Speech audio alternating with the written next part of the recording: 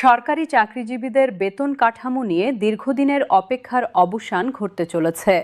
নবম জাতীয় pay scale বাস্তবায়নের প্রক্রিয়া এখন চূড়ান্ত পর্যায়ে, আর এই একটি বিষয় নিয়েই এখন উত্তাল প্রশাসনের অলিন্দ থেকে শুরু করে দেশের লাখো সরকারি কর্মকর্তা কর্মচারীর ঘর সংসার।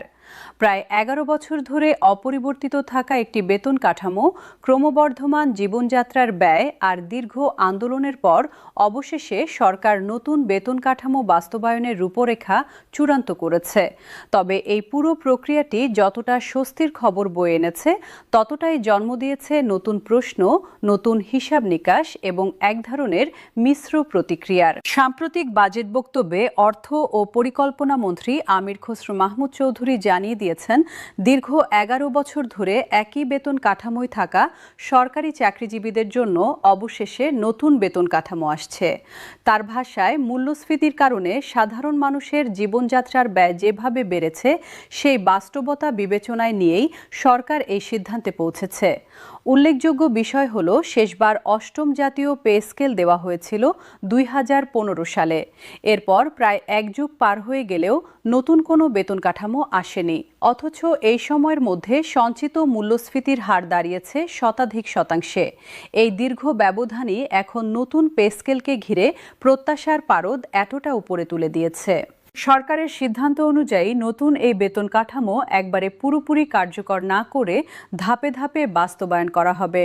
মন্ত্রিপরিষদ সচিবের নেতৃত্বে গঠিত ১০ সদস্যের একটি উচ্চ পর্যায়ের কমিটি এই ধাপে ধাপে বাস্তবায়নের ফর্মুলা প্রস্তাব করেছিল, যা পরবর্তীতে সরকারের সর্বোচ্চ পর্যায়ে চূড়ান্ত অনুমোদন পেয়েছে।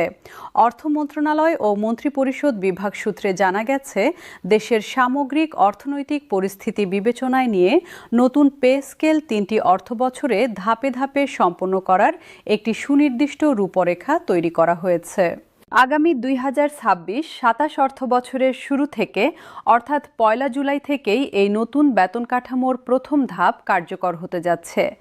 অর্থ বিভাগ সূত্রে নিশ্চিত হওয়া তথ্য অনুযায়ী, প্রথম ধাপে সরকারি কর্মকর্তা কর্মচারীরা প্রস্তাবিত মূল বেতনের অর্ধেক পাবেন।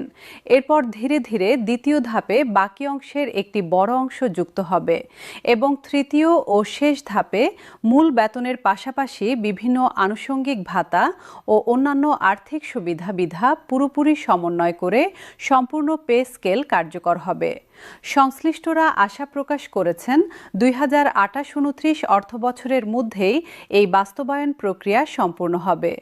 আসন্ন ২০২৬-২৭ অর্থবছরের বাজেটে এই খাতে ৩৫,০০০ কোটি টাকা বরাদ্দ রাখার সিদ্ধান্ত নিয়েছে সরকার। এই বিপুল অঙ্কের বরাদ্দই স্পষ্ট করে দেয় বিষয়টিকে সরকার কতটা গুরুত্বের সঙ্গে নিচ্ছে। তবে একই সঙ্গে এটিও স্পষ্ট যে সরকারের রাজস্ব সক্ষমতার সীমাবদ্ধতার কারণেই একবারে পুরো কাঠামো বাস্তবায়ন সম্ভব হচ্ছে না। নতুন বেতন কাঠামোর খুঁটিনাটি পরিসংখ্যান পর্যালোচনা করলে দেখা যায়, প্রায় সব গ্রেডেই মূল বেতন দ্বিগুণ থেকে আড়াই গুণ পর্যন্ত বৃদ্ধি পাচ্ছে।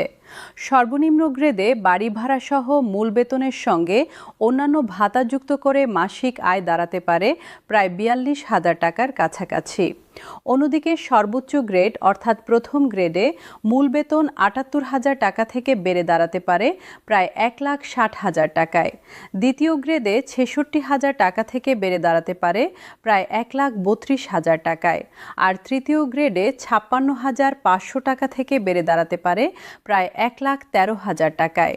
এই পরিসংখ্যান স্পষ্ট করে দেয়, প্রতিটি গ্রেডেই একটি উল্লেখযোগ্য পরিবর্তন আসতে যাচ্ছে, যা কেবল ব্যক্তি পর্যায়ে নয়, সামগ্রিক অর্থনীতিতেও প্রভাব ফেলবে। তবে এই ধাপে ধাপে বাস্তবায়নের সিদ্ধান্তটি সরকারি কর্মচারীদের মধ্যে সৃষ্টি করেছে এক ধরনের বিভক্তি ও মিশ্র প্রতিক্রিয়া। একদিকে দীর্ঘ প্রতীক্ষার পর অবশেষে একটি সুনির্দিষ্ট সময়সূচি পাওয়া গেছে বলে স্বস্তি প্রকাশ করছেন অনেকে। অন্যদিকে বড় একটি অংশ মনে করছেন, ৩ ধাপে বাস্তবায়নের কোনো যৌক্তিকতা নেই এবং এতে কর্মচারীরাই ক্ষতিগ্রস্ত হবেন। বাংলাদেশ আন্তঃবিশ্ববিদ্যালয় কর্মচারী ফেডারেশন সহ একাধিক সংগঠন দাবি জানিয়েছে, প্রতি ৫ বছর অন্তর নতুন পে স্কেল দেওয়ার নিয়ম থাকলেও গত ১১ বছরে কর্মচারীরা ২টি পে স্কেল থেকে বঞ্চিত হয়েছেন। তাদের যুক্তি, এই দীর্ঘ বঞ্চনার প্রেক্ষাপটে ৩ ধাপে বাস্তবায়নের কোনো ন্যায্যতা নেই। এবং দ্রুত সময়ের মধ্যে এক ধাপেই সম্পূর্ণ পে স্কেল কার্যকর করা উচিত। বাংলাদেশ সচিবালয় কর্মকর্তা কর্মচারী ঐক্য ফোরাম এবং সংযুক্ত পরিষদ সহ একাধিক সংগঠন যৌথ বিবৃতিতে সরকারের প্রতি আহ্বান জানিয়েছে নবম জাতীয় পে স্কেলের সুপারিশ দ্রুত ও পূর্ণাঙ্গভাবে কার্যকর করা হোক। তাদের বক্তব্য, দীর্ঘ এক যুগেরও বেশি সময় ধরে একই বেতন কাঠামোয় থাকা কর্মচারীদের জন্য এই বিলম্ব আর কাম্য নয়। এই সংগঠনগুলোর পক্ষ থেকে দাবি তোলা হয়েছে আসন্ন বাজেটে পর্যাপ্ত বরাদ্দ রেখে জরুরি ভিত্তিতে গ্যাজেট প্রকাশের মাধ্যমে বৈষম্যহীনভাবে সম্পূর্ণ পে স্কেল বাস্তবায়ন করতে হবে। এই দাবির পক্ষে যুক্তি দিতে গিয়ে সংশ্লিষ্ট নেতারা বলছেন, প্রথম ও 20তম গ্রেডের মধ্যে বিদ্যমান বেতন বৈষম্য দূর করতে হলে গ্রেডের সংখ্যা কমিয়ে আনা প্রয়োজন। পাশাপাশি অষ্টম পে স্কেলে বাতিল হয়ে যাওয়া টাইম স্কেল ও সিলেকশন গ্রেড পুনর্বহালের দাবিও উঠে এসেছে বারবার। তাদের বক্তব্য অনুযায়ী চাকরিতে কর্মরত থাকা পর্যন্ত বার্ষিক ইনক্রিমেন্ট অব্যাহত রাখা প্রতিটি কর্মচারীর ন্যায্য অধিকার এবং এই বিষয়গুলো উপেক্ষা করে কোনো বাস্তবায়ন প্রক্রিয়া সম্পূর্ণ হতে পারে না। অন্যদিকে অর্থনীতিবিদদের একটি অংশ সম্পূর্ণ ভিন্ন অবস্থান থেকে বিষয়টি বিশ্লেষণ করছেন। তাদের আশঙ্কা, নতুন বেতন কাঠামো একবারে বাস্তবায়ন করা হলে বাজারে মুদ্রাস্ফীতির চাপ আরও বাড়তে পারে, যা সাধারণ মানুষের ক্রয় ক্ষমতার ওপর নেতিবাচক প্রভাব ফেলবে। এই বিশ্লেষণকে ঘিরে সরকারি কর্মচারী সংগঠনগুলোর পক্ষ থেকে তীব্র প্রতিক্রিয়া এসেছে। তাদের ভাষায়, এ ধরনের মন্তব্য উদ্দেশ্যপ্রণোদিত ও ভিত্তিহীন এবং এতে কর্মচারীদের ন্যায্য দাবিকে খাটো করে দেখানো হচ্ছে। এই বিতর্ক থেকে স্পষ্ট, নবম পে স্কেল এখন কেবল একটি প্রশাসনিক সিদ্ধান্ত নয়, বরং অর্থনৈতিক নীতি ও সামাজিক ন্যায্যতার প্রশ্নেও একটি গুরুত্বপূর্ণ আলোচনার বিষয়ে পরিণত হয়েছে। প্রশাসনিক সূত্র বলছে, রাজনৈতিক সিদ্ধান্তের পাশাপাশি আর্থিক সামর্থ্য যাচাই, আন্তঃমন্ত্রণালয় সমন্বয় এবং জনপ্রশাসন ও অর্থ বিভাগের যৌথ সম্মতি ছাড়া চূড়ান্ত গেজেট প্রকাশ সম্ভব নয়। নতুন স্কেল পূর্ণাঙ্গভাবে কার্যকর হলে বছরে সরকারের ব্যয় কয়েক হাজার কোটি টাকা বেড়ে যাবে বলে হিসাব রয়েছে সংশ্লিষ্ট মহলে। ফলে অর্থ বিভাগের চূড়ান্ত ছাড়পত্র ছাড়া এই প্রক্রিয়া এগোনো কঠিন। জনপ্রশাসন মন্ত্রণালয় সূত্রে জানা গেছে, খসড়া চূড়ান্ত করতে গ্রেড পুনর্বিন্যাস, বেতন কাঠামোর অসামঞ্জস্য দূরীকরণ এবং পেনশন সুবিধা সমন্বয়ের কাজ এখনও চলমান রয়েছে।